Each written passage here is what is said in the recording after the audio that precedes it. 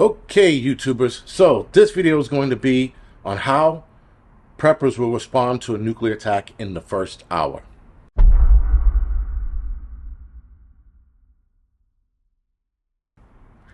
Alright, so guys, with that, if a nuke goes off, right, and a lot of us are going to identify it immediately. We're not going to sit outside and look and go, oh my God, what is that going on? We're not doing any of that shit. We know what the fuck it is, right? You see a big, bright cloud in the sky, or a big, bright light in the sky, sorry, and a mushroom cloud to follow, nuclear attack.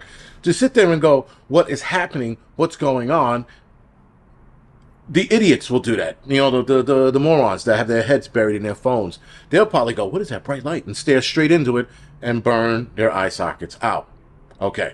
So with us, the first hour, guys, is the most crucial hour of any prepper who needs to establish a lot of things on the word go.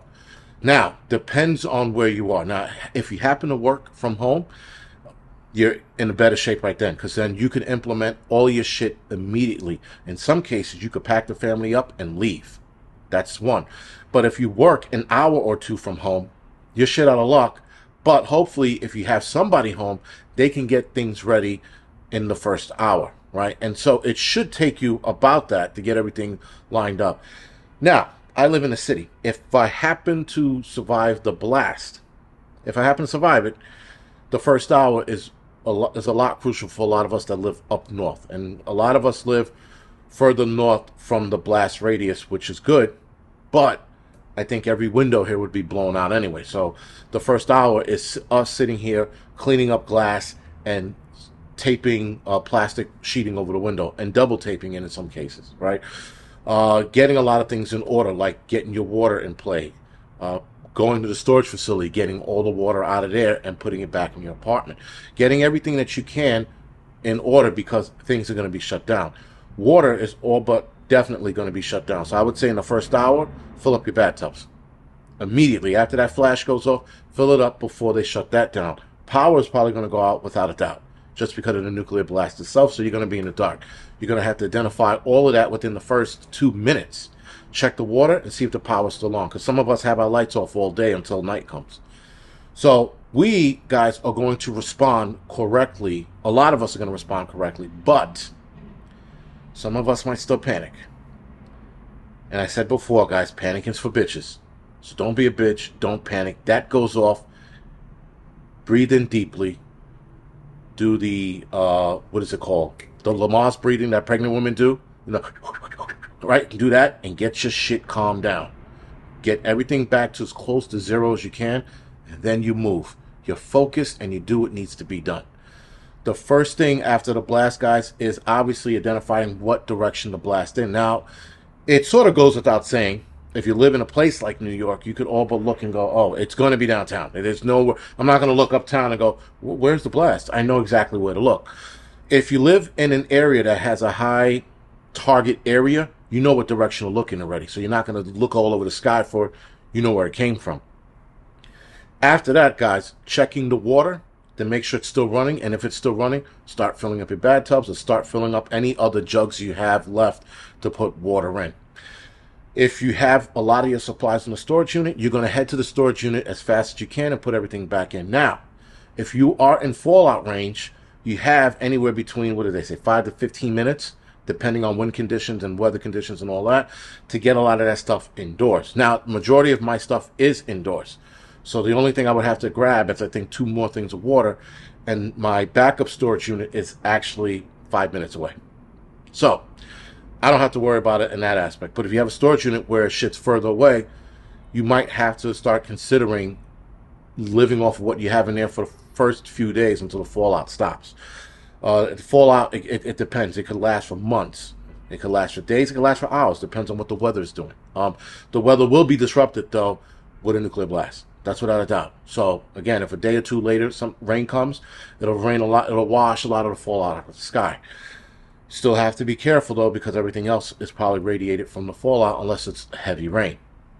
Now, the second thing, guys, is power. Power is going to be your second thing you have to consider. You're going to have to start switching on lights to see if it still works. If it still works, you're in business. If not, you go to plan A. Plan A is your backup plan, right? So plan A is your solar generator or your generators outside. Fill that up immediately, right? Don't wait, don't hem and haw. Fill it up immediately. Have that ready and established. If you live, the closer you live to the blast, the better of chance you have of some kind of structural damage. If you live too close to the blast, but you survive the initial thermal radiation, but now the structure of your house is damaged, you might have to consider leaving. So you have to check your home for structural damage. So you go outside as quick as you can. You circle the house a couple times. You look at the foundation. You make sure nothing's shifted or crooked. Because if it's severely shifted or crooked, you're going to have to get in your car immediately and get the hell out of there. Now, a lot of people are going to get in their cars and get the hell out of there. But for a lot of us, we don't have places to go. So this is for those of us that don't have places to go. An initial blast in New York City, I would all but guarantee the bridges will be packed. So I have nowhere to go. I know a lot of you saying, you need to get the hell out of the city. I'm probably going to see that reply like 1,000 times. Yes, I'm going to get out of the city. But for those of us that can't get out of the city fast enough, this is what it's for.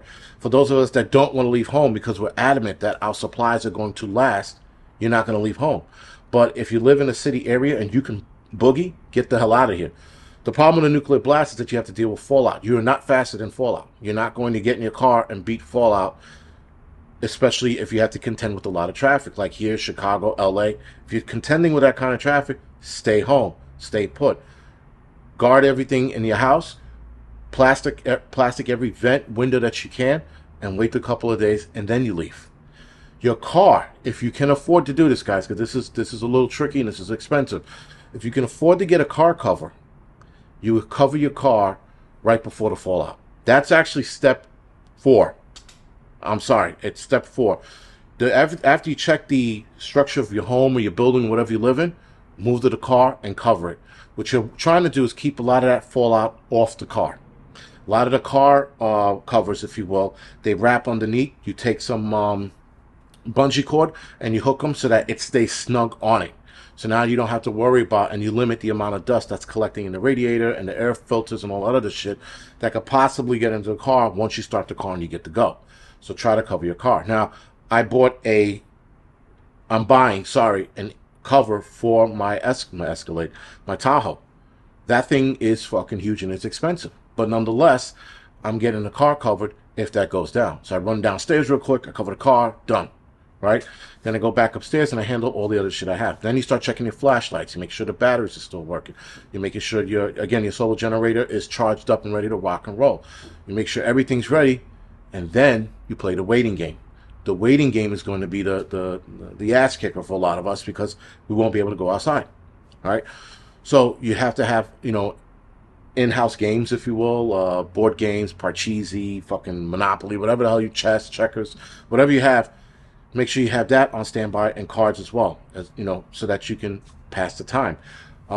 You probably don't want to do a lot of electronics, like having your kids watch their iPads and stuff, because you're going to drain a lot of those things you're using, especially if you have a solar charger. You don't want to burn through it. Now, if you have like 5 solar chargers like I do, you could probably sacrifice one to that. You probably could.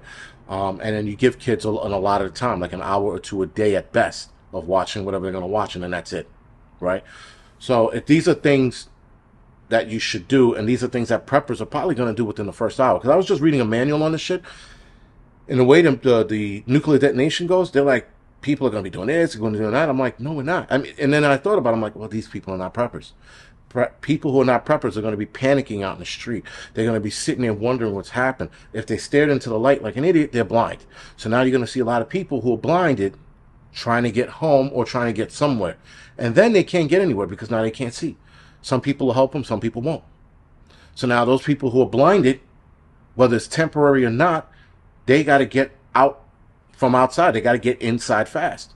Well, if people are running past them in panic, no one's really helping them, what do you think is going to happen next? The fallout. It's going to get on their skin and they're going to wind up getting sick down the line. So now the average person is going to react poorly to this.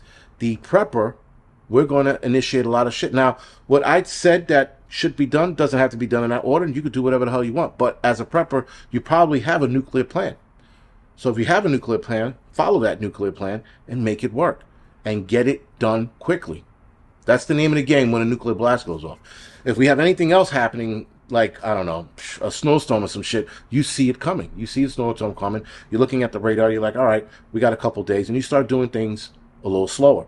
Well, when a nuclear bomb goes off, you got to get things done quickly. You got the first, I would say before fallout, you got the first 15 minutes to a half hour. That's your window. The first hour is now checking to make sure that you can fill up your tub or fill up other containers of water. Right?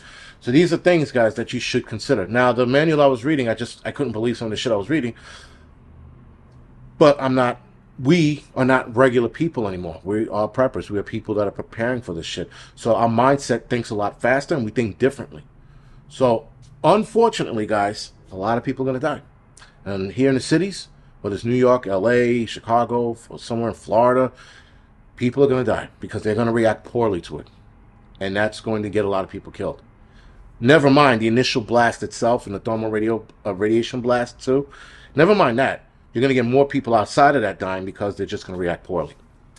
All right, guys, other than that, this is the Angry Prepper. Thank you for watching.